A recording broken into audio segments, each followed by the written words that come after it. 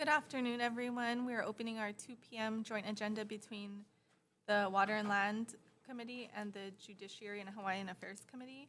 It's February 12th, 2024. We are in conference room 325 at the State Capitol. This is our 2 o'clock agenda. And we also have a 2:30 agenda. So we're going to do decision making on both agendas after the 2:30 agenda. If you're testifying, please try to limit your testimony to a few minutes, after which time we may ask you to summarize, just to ensure we have enough time for questions and answers. If you're on Zoom, please turn your camera and microphones on only during the time you're testifying, and please do not use copyrighted or virtual images as your background, and the chat function should only be used for technical assistance. Okay, we'll get started on HB 2361. HCDA on Zoom. In person? Oh, in person. I didn't even look up. Good afternoon, Chairs Ichiyama and Tarnas, and Vice Chairs Poi Poi and Takayama. My name is Craig Nakamoto. I'm the Executive Director of Hawaii Community Development Authority. This bill is one of our admin bills. It's really to kind of clean up mostly housekeeping. It really formally allows us or clarifies that we can assist other state and county agencies upon their request. It's something that we're already doing. We just wanted some statutory language. For example, we helped DLNR with a study for Banyan Drive in Hilo. We're going to help the Department of Public Safety to construct a kitchen at the Women's Correctional Facility. And we're also helping another state agency with we've helped other state agencies like HTTC at the Entrepreneur Sandbox, and going to help them with other projects as well. So it's something that we're already doing, and we'd appreciate the support on this bill. Thank you. Thank you. Naivi Kupuna on Zoom. Okay. Okay, that's all signed up to testify. Is there anyone else wishing to testify? Okay, seeing none. Members, any questions? Okay, seeing none, we'll move on to HB 2610, relating to disaster relief, Hawaii State Hazard Mitigation Forum. On Zoom. Hello, this is David Kennard, and I am the chair of the State Hazard Mitigation Forum. And I wanted to say aloha to Chair Ichiyama and Chair Tarnas, as well as the vice chairs Poi Poi and Takayama, and the members of both the WAL and JHA committees. I wanted to just testify strongly in support of this bill. One of the main problems, obstacles that we've had in the past with taking advantage of the FEMA Hazard Mitigation Grant funding that's been offered after disasters has been finding and maintaining the match, the local match requirement for this grant funding. This bill would provide a fund that would make available resources, funding to the potential applicants and sub-applicants so that they could efficiently and effectively take advantage of this grant funding. It would allow the state to build stronger, safer, smarter communities and become more resilient in the future. So thank you very much for letting me provide the testimony, and I look forward to this bill passing and its use in the development of the FEMA grants in the future. Thank you. Thank you. That's all signed up to testify. Is there anyone else wishing to testify? Okay, seeing none, we'll, members' questions. Okay, seeing no questions, we'll move on to HB 2695 relating to water, DHHL.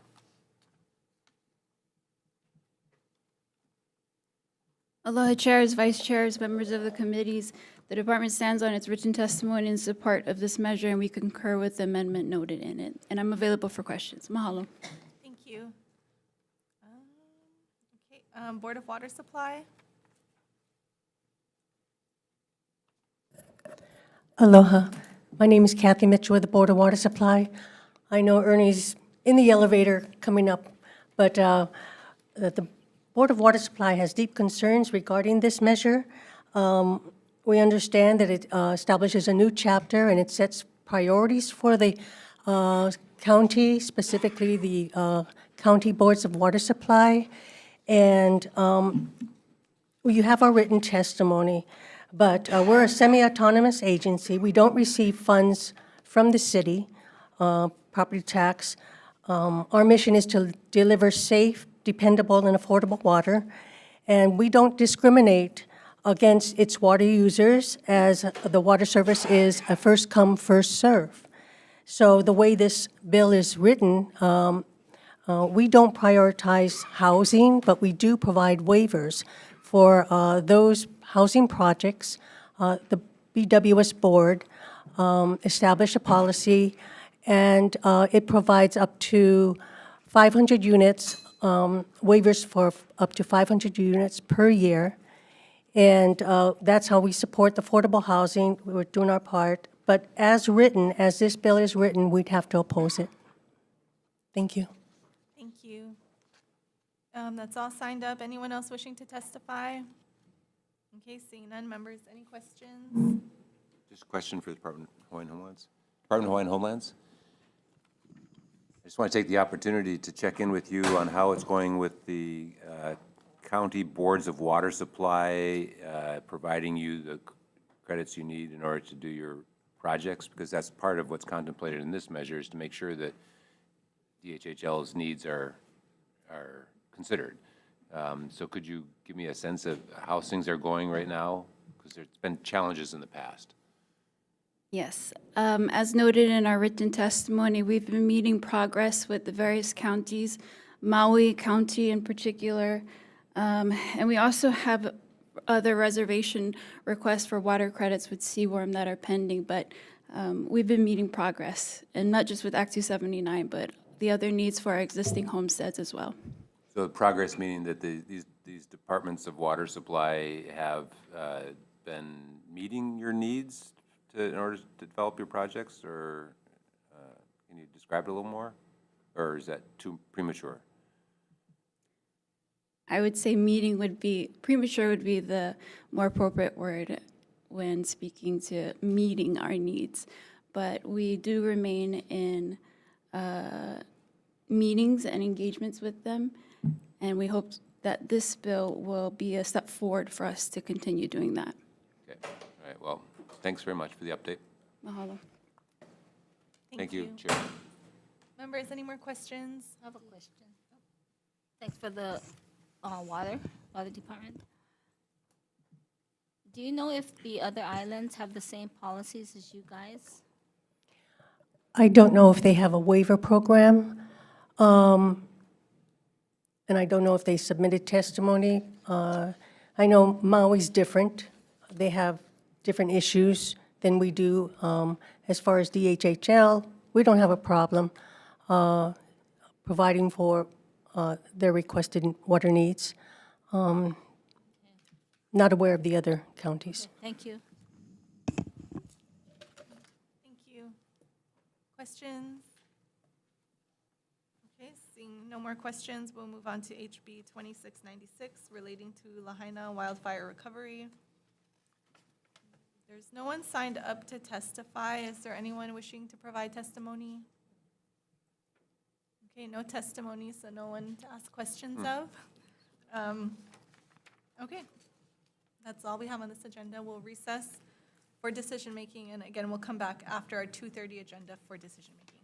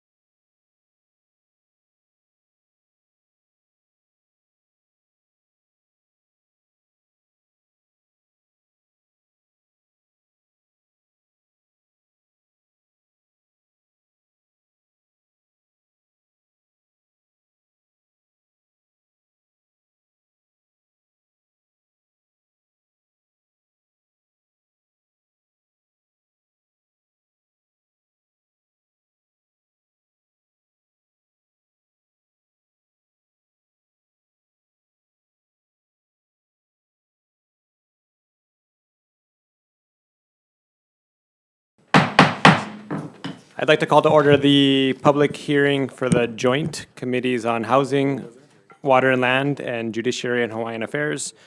Today is Monday, February 12th. It's 2:30, and we're in room 325. Before we jump into the agenda, just some quick housekeeping notes. Testimony will be limited to 2 minutes per testifier to make sure that we can make it through all of the testimony today. Please, if you're on Zoom, is there anybody on Zoom? Please, on Zoom, keep yourself muted and your video off while waiting to testify and after your testimony is complete. The Zoom chat function will allow you to chat with the technical staff only. Please use the chat only for technical issues.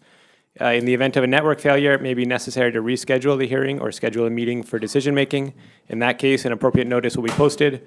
Please avoid using any trademarked or copyrighted images, and please refrain from profanity or uncivil behavior. Such behavior may be grounds for removal from the hearing without the ability to rejoin. With all that said, we'll jump into the agenda for today. The first item on the agenda is HB 1633 relating to contractors. This removes the leasing restriction on owner-builders who obtain an owner-builder exemption to act as their own general contractor. Vice Chair for the testimony. Candice Ito, Contractors Licensing Board with comments. Aloha Chairs Evanson, Ichiyama, and Tarnas. The board stands on its written testimony with comments, and it is expressing concerns that this bill is inconsistent with the owner-builder exemption requirements, which require that owner-builders build their structures for their own use, for use by their grandparents, parents, siblings, or children. Thank you. Thank you. Lindsay Garcia, Hawaii Realtors in support. I don't see her. Cindy Freitas, individual in support. Are there any other individuals in person or on Zoom wishing to testify on this matter? 1633, Chair Signa. Members, any questions? I have a quick question for the Contractors Licensing Board. If the bill were further clarified to remove the requirement that owner-builder exemption be used for housing direct family members and opened it up for rentals for anybody, would your folks' concerns still stand? I believe so, because the restrictions on the owner-builder are put in place to curb unlicensed activity. So if you take it off of it completely, then we're opening the doors for other, maybe unintended consequences. Okay. Wait. You follow up? Yeah. Follow up from Vice Chair Ayub. Sorry. Wait, you're saying we can't allow an owner-builder to lease to someone else because it might open the door to unlicensed contracting? No, if you take away the restrictions for the owner-builder requirement. So if you leave the owner-builder requirement, then they can only lease it to. But we can't redefine the owner-builder requirement to allow for leases. I think that's the intent of the bill, is to allow you to build your own ADU and then to lease it out without having to live in it. Yeah, so How do we address that? I don't know, that's a bigger issue. So we would have to really look at, because the owner-builder law was meant for your own use, I mean, the owner's own use, right? And not to sell it to others or lease it to others. So I can't give you an answer right now on how to fix it, because it's not as simple as just taking out lease. Sorry. So if we did, instead of just taking out lease, if we amended the bill to also remove the provision in the exemption that says must be used by a direct family member, so then the owner-builder exemption could be more broadly applied for long-term rentals. So that, I mean, that is, I think, opening the doors for the unintended consequence for unlicensed activity, because this is really restricted to, they're exempt from the licensing law because it's going to be for their own use or their family's use. That's the intent of the owner-builder. Okay. Yeah, so Well, I mean, they're not selling it. They're still gonna live. They're still leasing We're gonna it. live in the main property, right, and then rent out the ADU. I mean, I guess I just have concerns with, I guess, your testimony on okay, how we solve the housing problem and then allow for owner builder to build these accessory dwelling units without, I guess, opening the door to unlicensed Yeah, that part contractors. is a little difficult because all the requirements for owner-builder, I mean, they have to even attest, right, that this is for my own use to get an owner-builder permit. So I don't know how we can get around that. Okay, thanks, Chair. Sorry, I guess, but if the bill were amended to remove not just the leasing restriction, but also those further restrictions on direct family member use or the individual's use, then the affidavit form would follow as well. It would, but then again, I think you may have the unintended consequence of unlicensed activity, which is why all those requirements are there to curb it, if you want to be your own general contractor, because they're exempt totally from the law. Rep. Onishi. Yeah, I have a follow-up. So the exemption for owner-builder allows them to acquire a permit for building without a contract, a licensed contractor. Yes. Correct? To act as their own general Okay, contractor. thank you. All right, thank you. Members, any further questions? All right, next item on the agenda is HB 2090 relating to housing. This allows residential uses in areas zoned for commercial to be considered permitted with various caveats. Vice Chair for the testimony. Alan Downer, Department of Land and Natural Resources. Good afternoon. I'm not Alan Downer. I'm Jessica Puff, the Architecture Branch Chief at SHPD. Good afternoon, everyone. Thank you, Chair, Vice Chair, and Committee. SHPD stands on our testimony as submitted. I'm happy to answer any questions you have. Thank you. Dean Minakami, HHFDC. Evan Oyen, IOP Hawaii. Thank you. Arjuna, I'm Hawaii Appleseed. Did I get it this time? You did get it. Yes. Okay, thank you.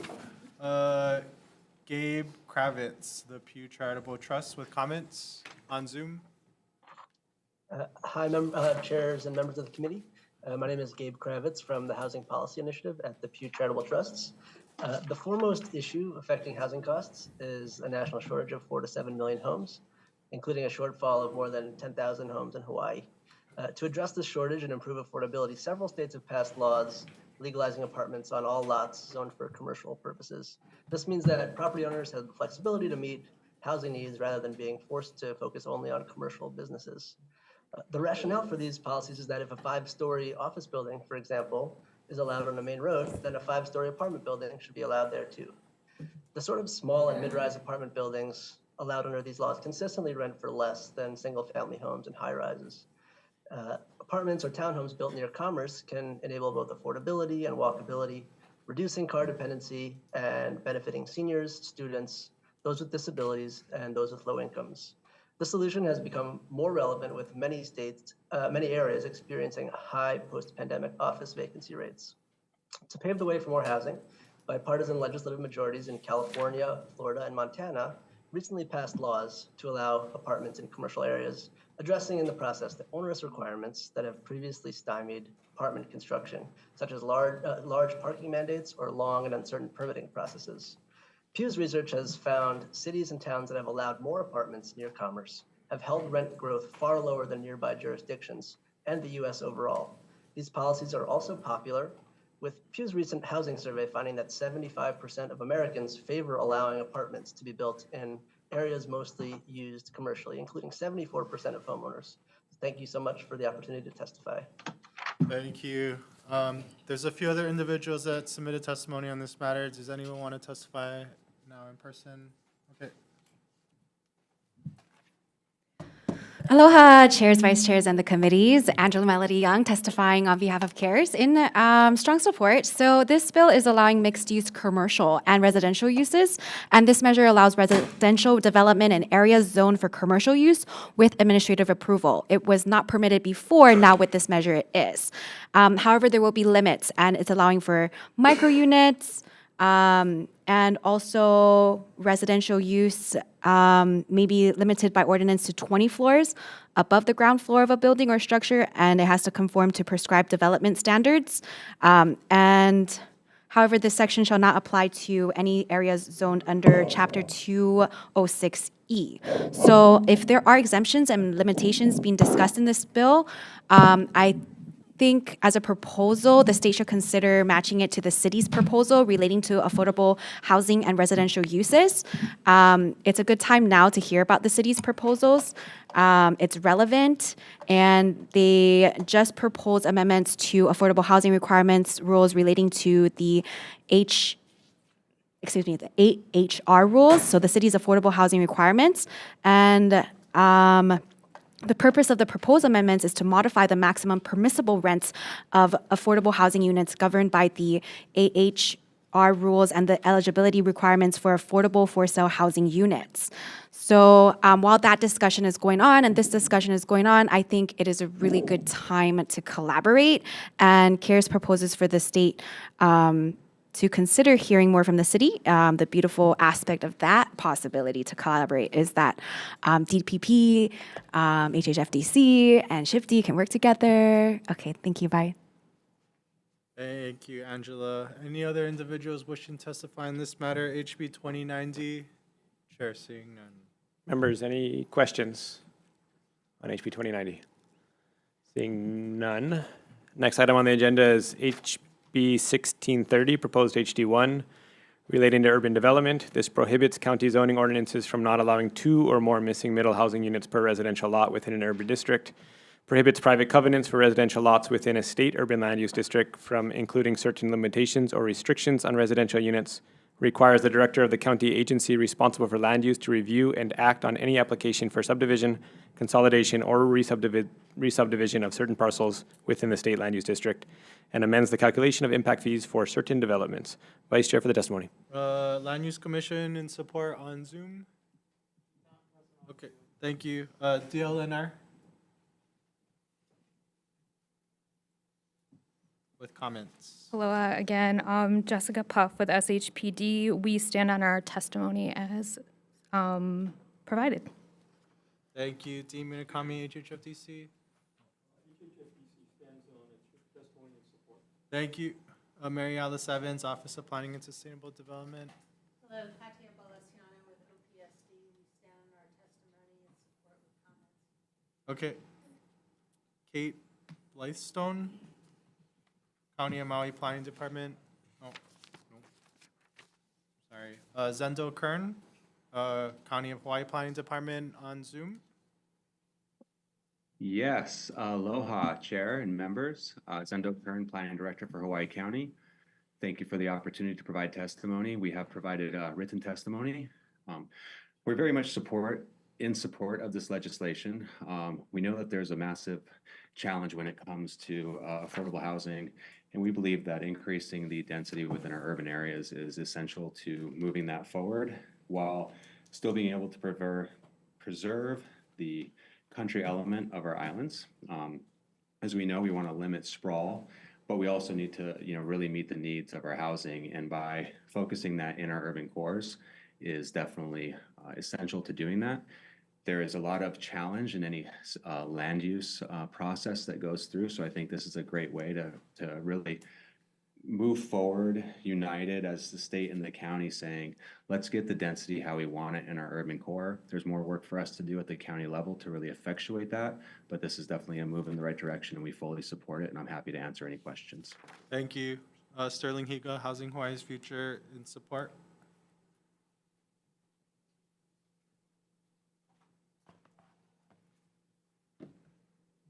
Thank you. Good afternoon, friends. My name is Sterling Higa. I live in Haiku on Maui with my wife and our 4 children. Flew in for this. I'm testifying on behalf of Housing Hawaii's Future in support of HB 1630. And it's come to my attention that there are grumblings against this bill from Oahu's neighborhood boards. And not from all 33 neighborhood boards, mind you, but from 4 in particular. Now, I have the somewhat dubious distinction of having presented to 31 of the 33 neighborhood boards in my role at Housing Hawaii's Future, and I just feel qualified to say some things about the neighborhood board. In summary, the neighborhood boards do not represent nor speak for the people of Hawaii, nor the people in their districts. A few relevant facts. First, about half the population of Hawaii is under the age of 40. And if you go to any neighborhood board meeting, the average age of board members and attendees is much older than that, as you know, which means the next generation, the future, is not represented. Second, neighborhood board meetings are scheduled at times that make it impossible for many members of the working class, including my family, to attend. So the working class is not represented on these boards.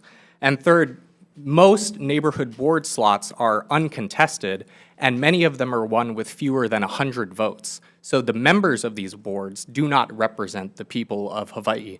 I would ask you to consider this in earnest, because the people, if you look at the testimony file or you look at the people advocating for this bill, are the future of Hawaii. We have, at this point, a dire need for housing to increase the homeownership opportunities so that people who are under the age of 40 can afford to have a future here. And this House has the opportunity to pass this bill that will make that more possible. I would urge you, I know that you go to the neighborhood boards, you think that that's the only voice in your community. It is not. Please listen to the people. Please make the decision that's in the best interest of the future. Thank you for your time. Thank you, Sterling. So what I'm hearing you saying is we got to get rid of the neighborhood boards. Got it.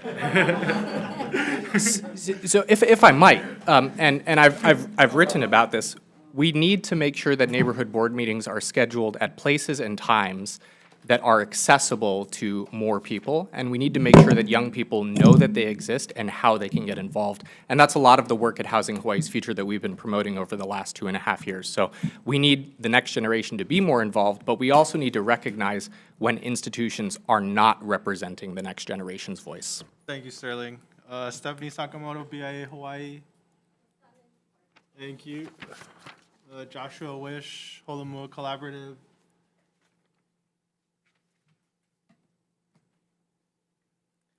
Aloha, chairs, vice chairs, members of the committee. Thanks very much. Holomua Collaborative is very much in support of this bill. Our basic mission is trying to help keep all local working families in Hawaii by making sure they can actually afford to stay.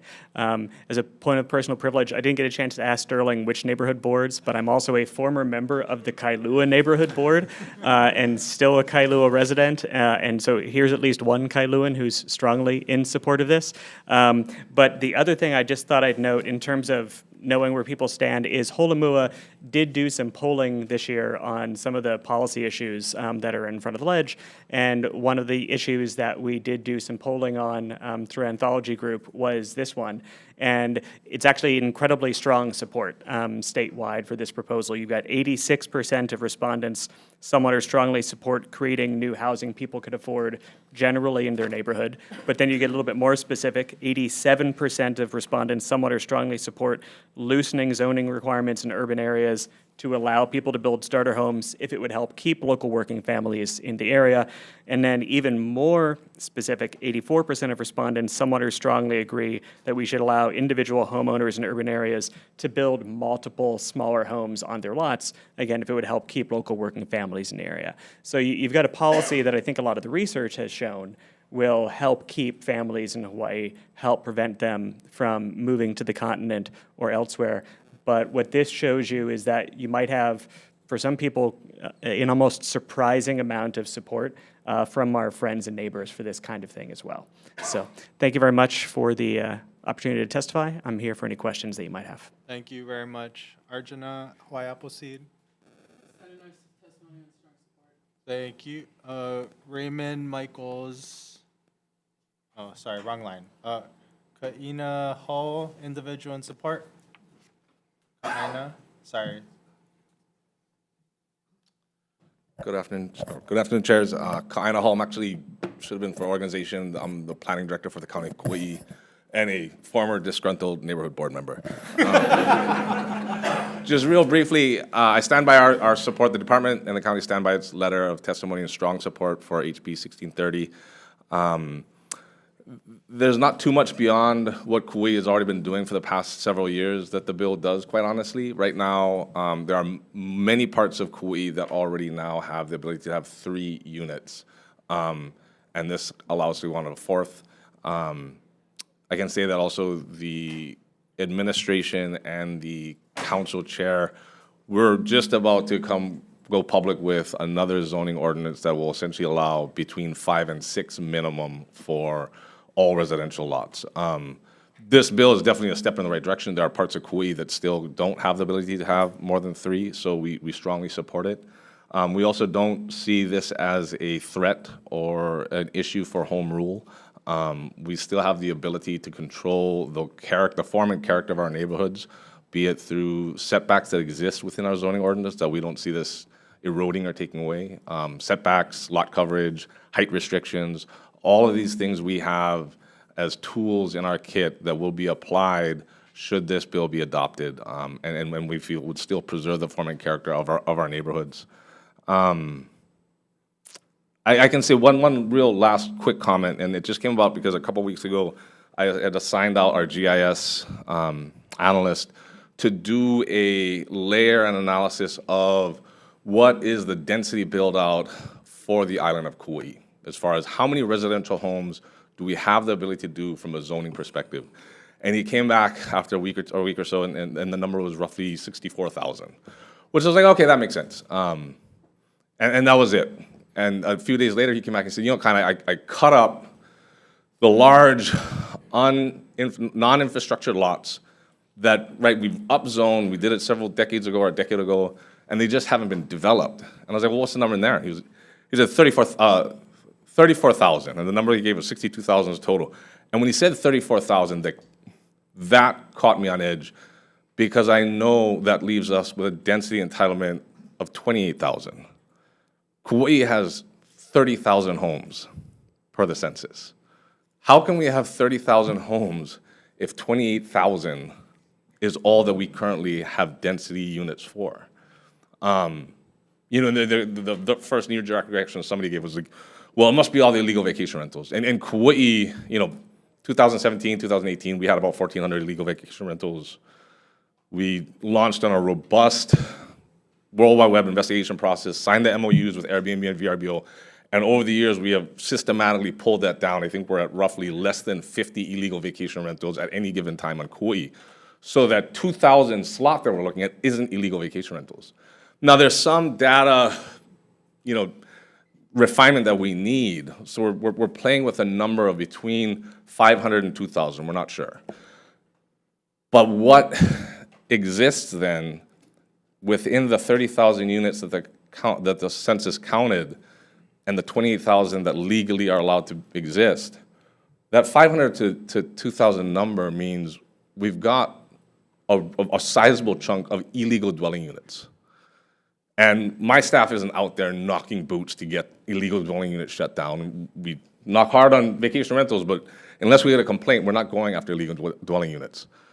But what that says, and I'd said this a few years ago, that a sizable chunk of Kauai, and I suspect the state's housing supplier, is the black market, i.e. black market housing. And when I first said it, I got into a little bit of trouble because some people thought I was equating black market housing residents to criminals and what have you. And I was just saying, no, from my training is in economics, from a non-judgmental economist standpoint, black markets arise when the government prevents a product from getting to a consumer.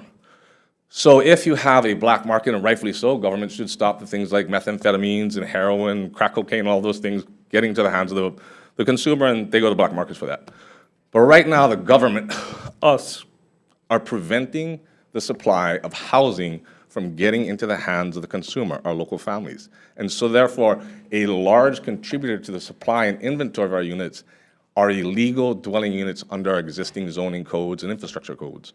And this, I think, is one very large step in making sure that we, the government, are getting out of the way of housing being provided to our local families. So stand by our testimony and here for any questions.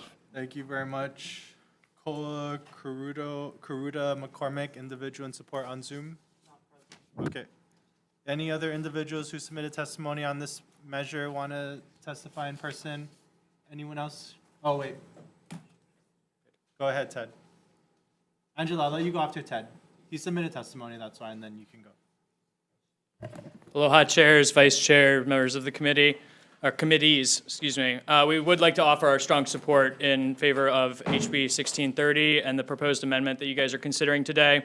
This is a good bill, and it reflects the growing consensus among tons of different housing advocates and organizations that are trying to increase the housing supply today. We recently released a report that you all should have received, and it addresses a lot of the same exact provisions that are found in this bill. I do want to highlight that one of the main problems and has given us this current situation is the minimum lot sizes on each county. On the neighbor islands, the smallest lot size is about 6,000 square feet. And given our limited resources, these minimum lot sizes give way to a lot of urban sprawl, as some of our speakers have mentioned previously. If you think about it, home builders that are left to build as big as possible on these lots of land. You're not going to see a 1,000 or 1,500 square foot home on a 6,000 square foot lot. So we believe that you need to start incentivizing more of these smaller homes on smaller lots to be built in local neighborhoods where we already have housing, and we can address our housing needs without taking away our precious agricultural or conservation land. So we do ask that you move this bill out, and appreciate your time and consideration. Standing by for questions. Thank you very much. Okay, Angela, you want to testify?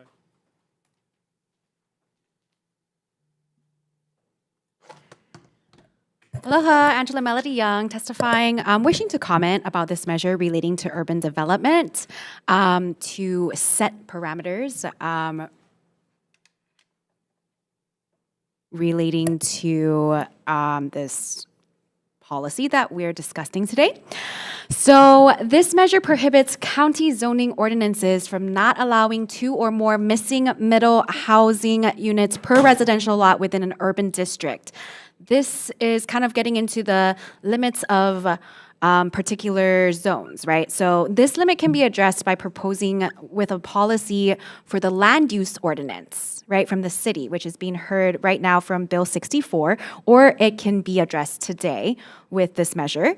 So if it's appropriate, I'm going to talk about the land use ordinance, Bill 64 from the City Council. What does the land use ordinance help with? It helps with what kind of permits do you need in each zone, and it helps with what's allowed in different districts. For example, ag, if you have a lot of farmers or ranchers in the district, ag is allowed in different districts, not just ag 1 or ag 2. And you can refer to the map, the colorful map with all the layers from the DPP website for more information about zoning. So this measure, I think, does coincide with what's being heard with Bill 64. And it really all is something that the city and the state can potentially collaborate with, especially because there are only 9 city council members right now, and they have to hear everything from special management areas to minor use conditional permits to a lot of the other zoning resolutions. So the burden is really upon the city to filter through all of these permits. And this is a city and state purview, right? SHIFT is a state regulation with historic preservation, and DPP is a county office. So if the city is taking on way more burden with these measures, I think it'd be helpful, especially because DPP is backlogged. They just started working with Posse, a new permitting software to speed things up. Yeah, so I think it'd be really helpful to consider proposing during Bill 64 for the land use ordinance with this measure's initiatives. Thank you. Thank you, Angela. Anyone else wishing to testify on this matter? 1630, HB 1630, Chair seeing none. Members, any questions? Yeah. Kaina, I have a question.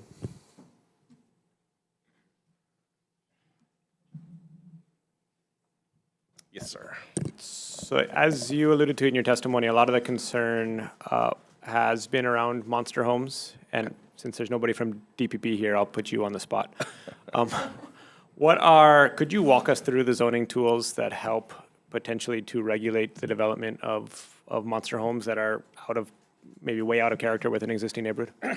Yeah, the standard permitting tools that I can say for Kauai, and are pretty standard for most zoning jurisdictions, is the design standards for setbacks, and that's the distance that buildings have to be set back from either each other and/or public thoroughfares and/or property lines. Then there are also lot coverage requirements, which one would think is an engineering issue because you're talking about sheet flow water, but a lot of times the planning departments, the zoning jurisdictions will have them. Most of our residential districts can have up to 60% residential, or excuse me, 60% lot coverage. Still, there needs to be a fair amount of open space within our residential districts, which you can't just keep on plumping down buildings or laying mass amounts of buildings across the entire lot. And then, of course, you also have height limitations. For Kauai, there's a multifamily can go up to 50 feet, single family can go up to 2 stories, and then there are also actually many parts of our existing town cores, not Lihue, but parts of Waimea, Kekaha, Kalaheo, Koloa, that when they went through their own community plans, put in hard and fast regulations about not exceeding certain height limitations. So in those towns, which actually have the town cores, you do have a 2-story height limitation. And then those are pretty standard tools within a zoning regulatory kit, if you will. Some municipalities are beginning to take a step further and go into what's called form-based code, in which you are actually looking at the historical built environment of a particular area and creating building types out of that built environment, historically speaking. So it's recognizing that having the same set of zoning toolkits is you're going to end up with the same product across the island. And we recognize that Kapaa is different than Waimea, that Koloa is different than Hanalei, and they should have their own building types and form and character that progresses and evolves, but is keeping with the actual built environment that exists there. And so the building types that we have for these various areas recognize that there aren't large monster-style homes, and they have limitations on the square footage you can have on building types within form-based code. I think the largest residential building couldn't go past 2,500, maybe 3,000 square feet, but most of the building types are within the, I'd say, 600 to 1,800 square foot range, with a little bit of leniency on some of the other more urban areas. But through building type, form-based code, and all these setback design parameters, those are tried and tested tools that ensure that, I can say for Kauai, we wouldn't really see monster homes in these areas. And then, is there anything in the bill which would change any of those tools you just mentioned? No. Thank you. Other questions, members? Chair Chama. Follow-up question, just to what Rep. Evslin asked. If you look on page 4 of the bill, the proposed HD1. Okay. Sorry, I don't have it in front of me. I'm going to have to pull it up. So just broadly, right, the bill authorizes actually mandates that the counties shall approve additional, I'm just going to call them accessory dwelling units, right? And you just mentioned all of the setbacks, design limits. What I'm concerned about is on page 4, subsection A, line 16 to 19. Notwithstanding any law, ordinance, or building code or standard to the contrary, a residential lot within an urban district established by Chapter 205 shall allow, I'm just going to call them accessory dwelling units here. Yeah. So how do you read that together? And it might be a little bit more question for the AG's office, and I did review this with our county attorney. Our applying the setback standards wouldn't take, so if this bill passes, then every residential lot can build 4 dwelling units, right? Or 4 residential units. Sorry, it's 3 in the HD1, so it's... Oh, it's just, I apologize, I'm referring to the old one. 3. And so if somebody comes in with a proposal and one of those units is encroaching into the setback or exceeding the lot coverage, we would deny it, not on the grounds that they're not allowed to have a 3rd unit. They just have to change the design so that that 3rd unit could meet the setback and lot coverage, or whatever design regulations that it's encroaching into. So they're allowed to have, we're very much, you're allowed to have 3 units, you're good to go, but just you're gonna have to design them to fit in there. And if that means, to a certain degree, if, let's say there is, and I just use this as an example, if there is a 5,000 square foot, let's say a 6,000 square foot lot, and they've got 3,000 foot home in it, and just enough lot coverage in the driveway to soak up the 60%, right? And they come in for that third home, they're like, I can't fit it, you're gonna have to let me put it somewhere else. We're like, no, you can redesign this structure, you can shrink that structure, we already have in Kauai a multifamily ordinance that allows all single families to be converted into multifamily. You can put 2 more kitchens and create that existing 3,000 square foot unit. You can put 2 more kitchens in there, or you can redesign the site, but we wouldn't see our design requirements as conflicting with. Does that make sense? Yes, it does. I just think that language there, that notwithstanding any law ordinance to the contrary, I think just conflicts a little bit with what I think you just said. Because, right, I could see a property owner coming back and saying, but black and white, it says notwithstanding, you shall allow me to have these 3 units, even if I'm already at the 3,000 square foot. That is how I would implement it. I mean, you definitely want to check with the AG's office. But at least in my discussions with our county attorney's office, as well as our deputy, who was a former county attorney, we didn't see our design parameters as, even if a design parameter prevented the construction of an existing build on a lot, that we didn't see it as contradicting the law. Then you would say that that permit would not be approved if it contradicted Correct. with your existing ordinances? Correct. Okay. If I could ask a couple more questions? So could you do everything in this bill on Kauai, or are you already doing it now on Kauai? It sounded like that in your testimony. Yeah, so much of Kauai already has this, and as far as from a zoning perspective, and you are not seeing build-outs in a lot of these areas. And the primary reason for that is because of a lack of infrastructure. And I don't mean for that to take away from our support from this bill, because we definitely do support this bill, but I can say for Kauai that the housing crisis on Kauai is an infrastructure crisis. There are certain areas where we've been freeing up so much zoning, the landowners don't know what to do with it. It's just that the infrastructure is not there. So this is a huge part in attempting to address the issues. But the next step, and definitely for Kauai, the primary thrust of where we're going to see that much of these units be built is when we finally get infrastructure in those areas. So has Kauai already implemented everything in this bill, or is there anything new in here for Kauai? There are parts of Kauai's residential district that don't have 3 units by right. There are aspects of the subdivision code that I can say Kauai goes through a fairly rigorous process for subdivisions that many families, that can't afford their attorney, that can't necessarily go through the whole full-blown public hearing process, have just stepped away from and gone to condominium property regimes, which going that route through the way our zoning and density is set up actually reduces the amount of units that they could actually build. So there are things in this bill that we are watching very eagerly with and would like to see adopted. Could you do those things through your own county ordinances? The subdivision, for example? The subdivision we could. There is a charter requirement, whether or not that could get past charter, we're not sure. And like I said, some of the zoning density stuff, we're looking at expanding even further. And I can never say the bill's going to guarantee pass, but it's looking fairly, productive at this level of the soft reception. Our draft increase in density is happening. Okay. No, and just to clarify, the point that you just said is that it's not necessarily your ordinances that it sounds like on Kauai are your limiting factor, it's infrastructure. So even if this bill were to pass without that infrastructure, I don't know, or do you know how many additional units could be built? Without that, my previous testimony, at least over 30,000. If you had the infrastructure. If we have the infrastructure. Okay, thank you. Thank you. Rep. Bonici. Yeah, I have a follow-up question. So given your testimony that the county has all of these tools available, and I'm assuming they're available at every county level or similar ability, Is that every county level?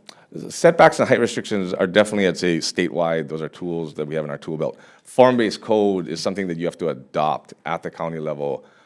Kauai has multiple form-based code districts. I believe Maui may have one or two, but I think that's about it. Okay, but for all intents and purposes, these are all available to every county. If they adopted them legislatively, correct. So basically, what I read in this law is the state requiring every county to do this. Whether they have the infrastructure, they have the will, they have the support in their communities. We're going to force this upon every county. I mean, there's ways that you can choose how to categorize it, Representative. Forcing is one way. Saying that you're allowing property owners to do this does not guarantee the property owner is even going to build it. And in the vast majority of property owners will probably not. So I'll go back to Rep. Ichiyama's question. The language in here says notwithstanding any law to the contrary. So in essence, we're putting the county in a position where a landowner could say, hey, this law says that I can do it despite what you have in your county ordinance or in your charter. I would disagree with that statement. Okay, thank you. Thank you, Chair.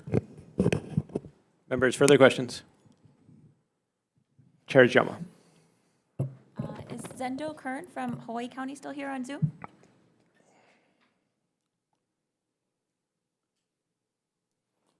Yes, hello. Hi, Director. Thank you very much for being here and make yourself available. I just wanted to ask you a similar question to what I asked Director Hall, is whether or not County of Hawaii is moving in this direction already, has...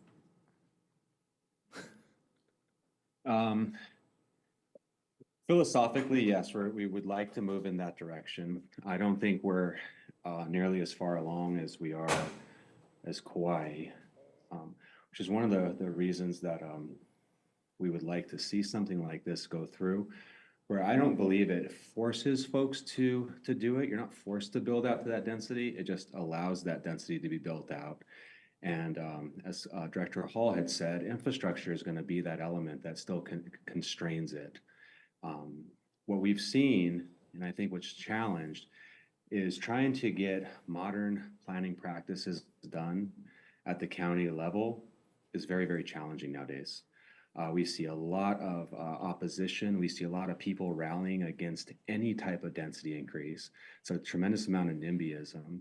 And we see a lot of folks that maybe would be benefited by it that don't show up because they're busy working, taking care of their children, et cetera. And so that's where I think having something like this is very supportive. As it relates to setbacks and those issues, we would have the same approach as Director Hall. If it doesn't meet our criteria, you're not going to get it done. It still has to conform to our setbacks, our height, and all of our other regulations that we have. And Did that answer your question? yes, it does. As you, as the planning director, have you ever proposed a bill like this to your county council for consideration? I have not. Okay. I would say that the political nature at the county level is challenging. Okay, thank you. Is DPP here? City, County of Honolulu, Department of Planning and Permitting? No? Okay, they raised some comments in their testimony that I wanted to ask them about. Shucks. They raised a question about infrastructure, so can I ask Mr. Lau to come up? Chair, is that all right? Yes. Okay. Sorry, Mr. Lau, I know you did not submit testimony on this bill, but I appreciate you being here. City and County of Honolulu, Department of Planning and Permitting, similar to what Director Hull mentioned, said that infrastructure may be an issue in whether or not additional units can be built. So I was wondering if you could speak to whether or not for Honolulu, where BWS is the major purveyor for urban Honolulu, whether or not we have the capacity for additional units like this? Yeah, that's something, thank you, Ernie Lau, manager for the Honolulu Board of Water Supply. Infrastructure is going to be, for us, is going to be evaluated depending on how this takes off. It's hard to predict what the impact will be of this measure. We are in the midst of actually beginning the update of our water master plan, a 30-year plan look ahead, and then we'll have to project on with the increased densities, the potential what future demand for water might be over time, and then determine if our infrastructure has capacity to meet those demands and what additional infrastructure we might need. So it's really difficult to estimate. I'm concerned, I think, about areas on the urban core that are near the fringes of where our infrastructure serve, either based on elevation or the distance from available water, fire hydrants and other things. As you increase this density, will it be adequate to provide public safety and be able to meet the water demands of these new customers? One thing I would encourage, and maybe I'll use this as a segue to put a plug in. With all this need for affordable housing, I really respect that, and the Board of Water Supply as a policy, we support the development of affordable housing to meet the needs of our community, part of the basic needs of people. One thing I would ask for new development going forward to be as water efficient as possible, to reduce the infrastructure demands on the water system by going even steps beyond just your typical building code requirements. You know, for example, looking at on-site stormwater capture or rain catchment systems to reduce your demand, maybe on-site reuse, going with ultra-efficient fixtures as opposed to what is required by code. All the way, it basically reduces the water footprint of this new development and allows more to be done with the existing capacity that we have. So if this bill were to be implemented, would it be upon each property owner to request, with their building permit to come to the Board of Water Supply and ask whether or not their infrastructure for their TMK can support it? Anybody can do that right now. They can make an inquiry on the availability of water at their location. And we'll do, what we typically do is we'll say, at the current moment, yeah, it's adequate, but it'll be determined at the time that you actually come on for a building permit. Because what we want to avoid is having capacity in our water system locked up by people saying that they need water and trying to get a water commitment from us in advance, but never following through and locking up that capacity that could be available to others. So I guess I'm trying to understand the process then, because what I remember from our residential rooftop solar program, right? Everybody wanted the net energy metering so that they could get credits on their electric bill, right? But it was a house-by-house decision, property owner by property owner decision. And eventually it got to the point where the grid got saturated, right? And HECO had to limit the number of rooftop solar systems that could be approved. So I'm wondering if you think a similar situation could happen here with water. What we'll be evaluating as these applications come in, and I think they won't be consistently all come in at the same time. They'll come in at different rates in different locations because there may be other limiting factors that limit the ability to go to 4 units per residential parcel. That we'll have to evaluate the performance of the water system as we go forward.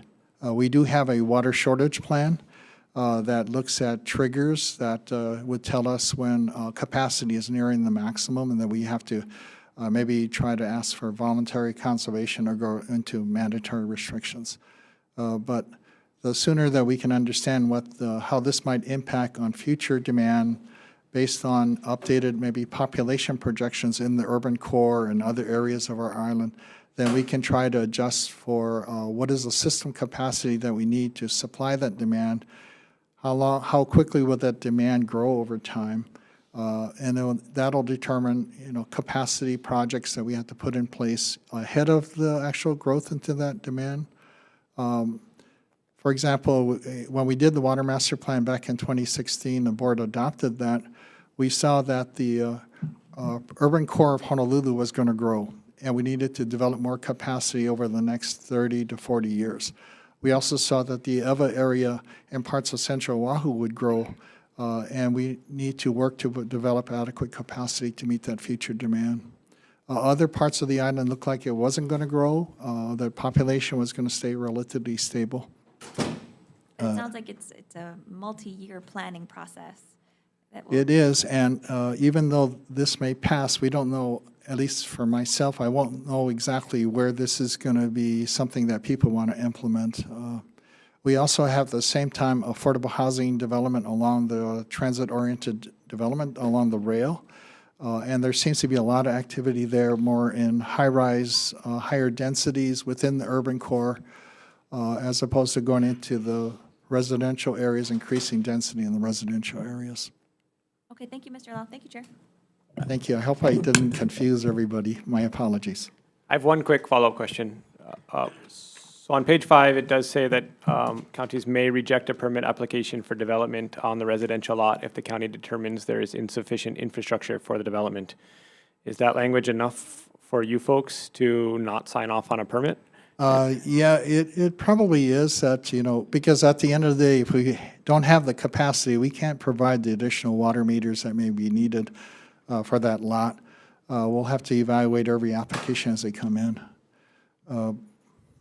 Again, my concerns are in the fringe areas of our water system and also at the higher elevations where people may want to build even more density at a very high elevation above our service limit. Okay. Thank you. Thank you. Members, any further questions? Yeah. Rep. Mizuno. Thank you very much, Chair. I'm in support of this bill. However, I have concerns on page 6, line 3. As you all know, our district implemented the RPZ, the restricted parking zone. So that's a very big issue for me because right now the residents in the valley are Ms. happy. Uno, are you asking a question of one of the testifiers? Just a comment maybe, or I don't know who can answer the question though. Is it for the city, maybe? The city DPP supposedly, but they're not here, right? Yeah, I wish DPP were here too. Shucks. Sorry, okay, I just Maybe wanted to. You can make your comment when we go into decision-making. Okay, Thank you. thank you. Members, further questions? Going once? Going twice? All right, we will recess briefly for decision-making.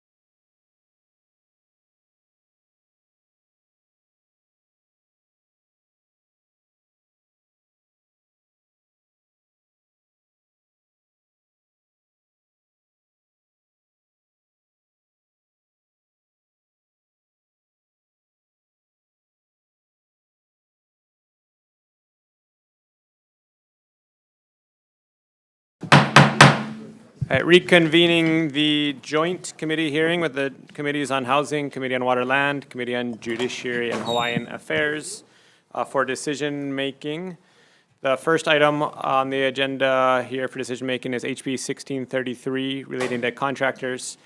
I recommend defecting the date and specifying in the language of the bill that improvements can be made to the property owned by the owner and that they're not limited to use by family. Housing Committee members, questions or comments? All right, Vice Chair for the vote. Members, voting on HB 1633, Chair's recommendation is to pass with amendments.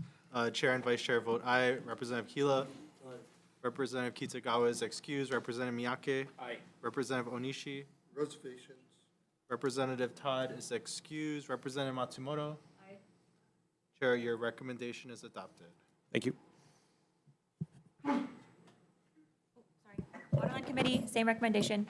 Members, any discussion, questions? Seeing none, Vice Chair, House Draft 1. Voting on House Bill 1633 with amendments. Chair and Vice Chair vote aye. Representative Chun. Aye. Representative Ganadin. Aye. Representative Hashem. Aye. Representative Mizuno. Aye. Representative Morikawa. Aye. Representative Takayama. Aye. Representative Souza. Recommendation is adopted. Thank you, Waterland.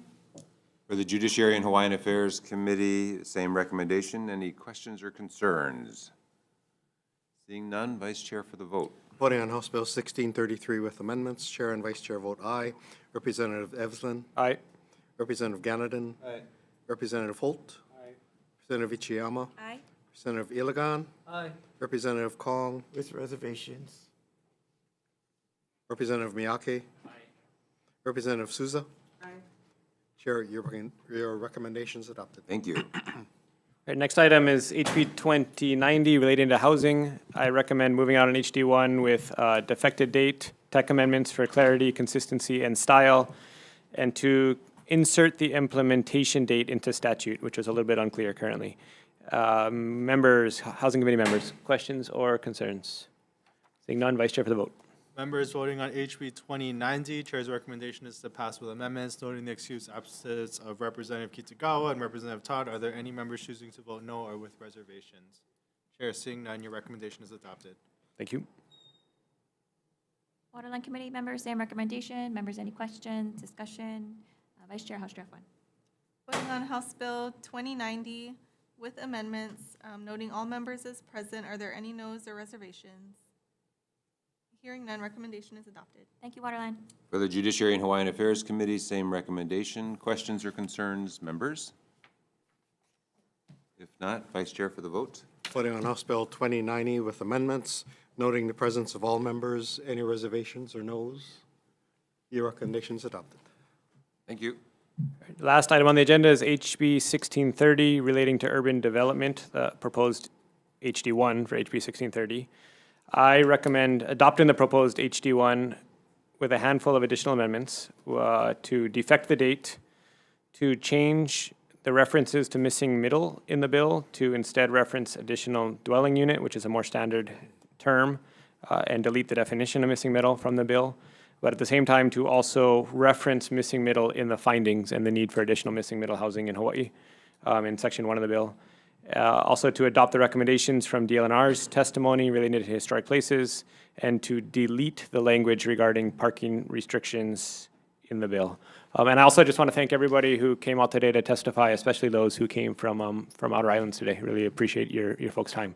That said, Housing Committee members, questions or concerns? Representative Onishi. Chair, appreciate the amendments that you're making. You know, I have a concern about us requiring the counties to do the legislation that would be necessary, I think, to implement this.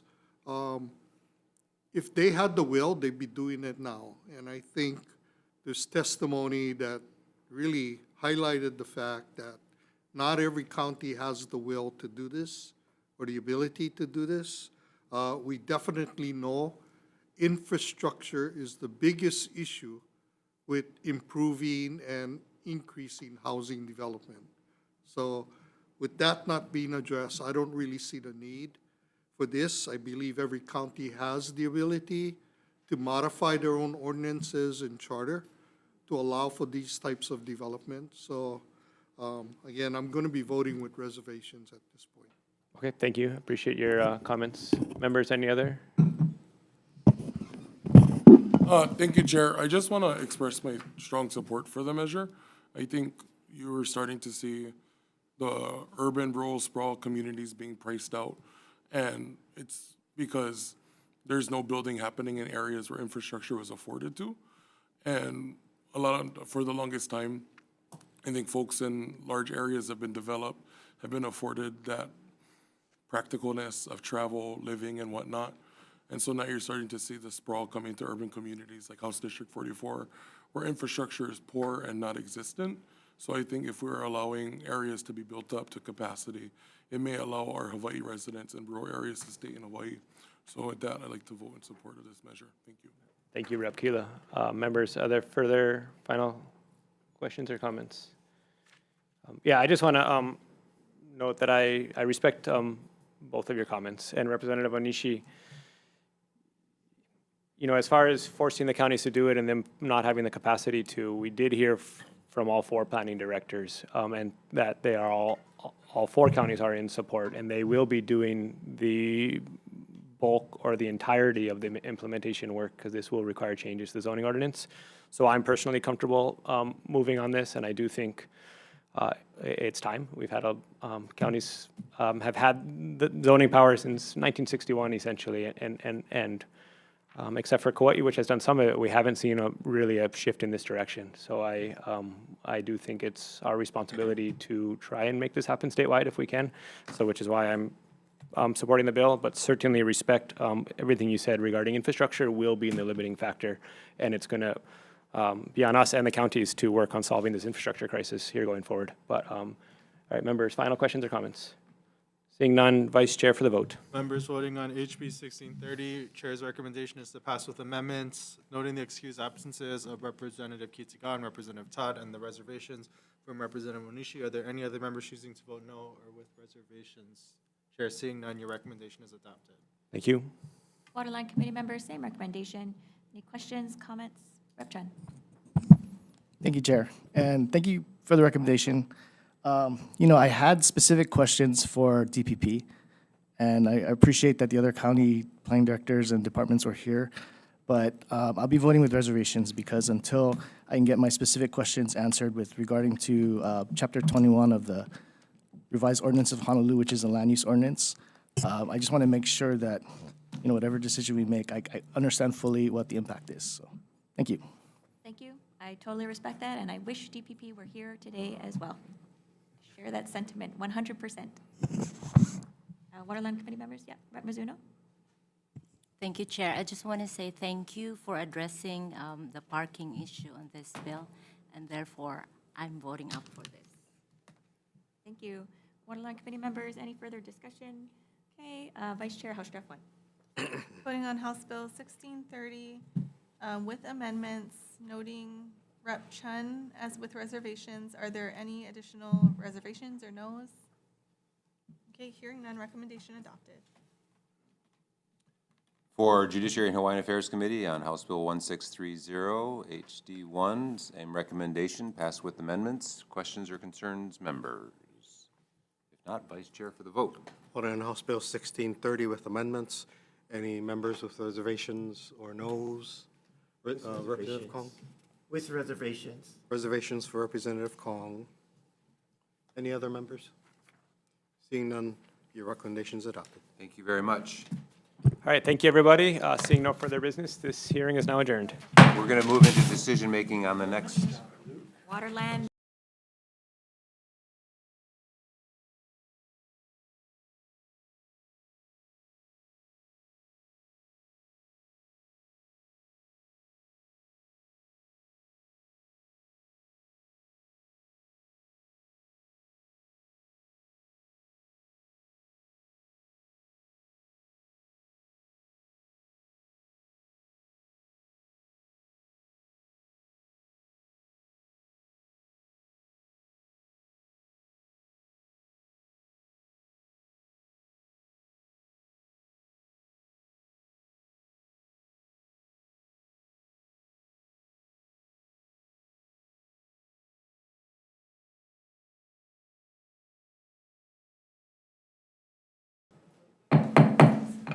Okay, thank you, everybody. We are reconvening our joint committees on water and land and judiciary and Hawaiian affairs for our 2 p.m. agenda for the purpose of decision-making. Thanks so much, members, for sticking around, and thank you, Chair Tarnas, for allowing us to have this hearing. On House Bill 2361, relating to the Hawaii Community Development Authority, recommendation is to pass out a House Draft 1, defecting the date to the year 3000. Waterland, any discussion, questions? Okay, Vice Chair, House Draft 1. Voting on House Bill 2361 with amendments, Chair and Vice Chair vote aye. Representative Chen. Aye. Representative Ganadin. Representative Hashem. Representative Mizuno. Aye. Representative Morikawa. Representative Takayama. Aye. Representative Souza. Recommendation is adopted. Thank you. Thank you. For the Judiciary and Hawaiian Affairs Committee, same recommendation. Questions or concerns, members? If not, Vice Chair for the vote. Voting on House Bill 2361 with amendments. Any, Chair and Vice Chair vote aye. Representative Evelyn. Aye. Representative Ganadin. Aye. Representative Holt. Representative Ichiyama. Aye. Representative Villagan. Aye. Representative Kong. Aye. Representative Miyake. Representative Souza. Recommendations adopted. Thank you. Okay, members, next House Bill 2610, relating to disaster relief. Recommendation is to pass out a House Draft 1, defect the date to the year 3000. We're going to blank the dollar amounts, put them in the committee report, and also technical non-substantive amendments. Waterland, any questions, discussion? Okay, Vice Chair, House Draft 1. Voting on House Bill 2610 with amendments. Are there any noes or reservations? Hearing none, recommendation is adopted. Thank you. For a Judiciary and Hawaiian Affairs Committee, the same recommendation. Questions or concerns, members? If not, Vice Chair for the vote. Voting on House Bill 2610 with amendments. Any reservations or noes? Seeing none, your recommendation is adopted. Thank you. Next, House Bill 2695, relating to water. Recommendation is to pass out a House Draft 1, defecting the date to the year 3000. Waterland Committee members, any questions, discussion? Vice Chair, House Draft 1. Voting on House Bill 2695 with amendments. Are there any noes or reservations? Hearing none, recommendation is adopted. Thank you. Next, Judiciary and Hawaiian Affairs Committee, same recommendation. Questions or concerns? If not, Vice Chair for the vote. Voting on House Bill 2695 with amendments. Any reservations or noes? Your recommendation is adopted. Thank you. Finally, House Bill 2696, relating to Lahaina wildfire recovery. Recommendation is to pass out a House Draft 1. We're going to defect the date to the year 3000, technical non-substantive amendments. We're also going to add the State Disaster Recovery Coordinator as a non-voting member. Okay, members, any discussion or questions? Okay, Vice Chair, House Draft 1. Voting on House Bill 2696 with amendments. Are there any noes or reservations? Hearing none, recommendation adopted. Next, Judiciary and Hawaiian Affairs Committee, same recommendation. Questions or concerns, members? If not, Vice Chair for the vote. Voting on House Bill 2696 with amendments. Any reservations or noes? Recommendations adopted. Thank you very much. Thank you. We're adjourned.